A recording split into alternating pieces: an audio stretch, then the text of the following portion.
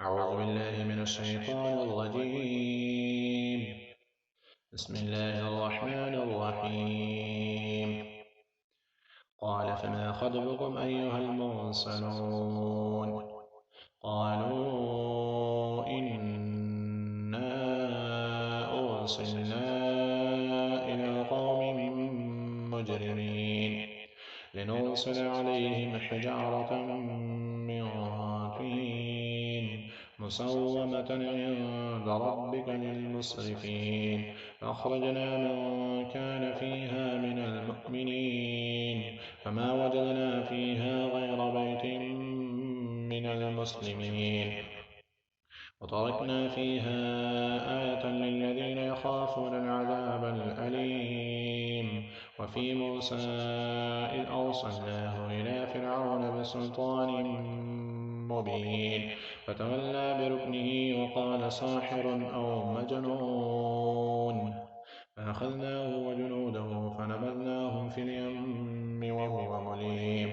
وفي عاد إذ أرسلنا عليهم الريح العقيم ما تذر من شيء أتت عليه إلا جعلته كالرميم.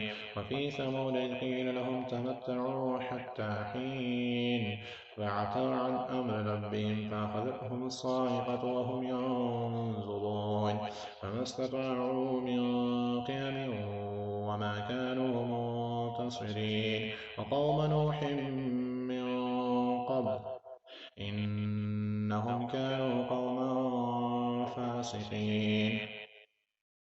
والسماء بنيناها بعيد وإنا لموسعون والأرض فرشناها فنعم الماهدون.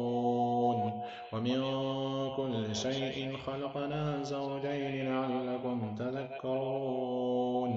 ففروا إلى الله إني لكم منه نذير مبين.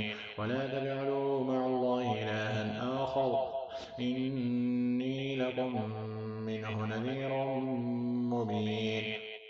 كذلك ما أتى الذين من قبلهم من رسول إلا قالوا ساحر أو مجنون أتواصوا به بل هم قوم طاغون.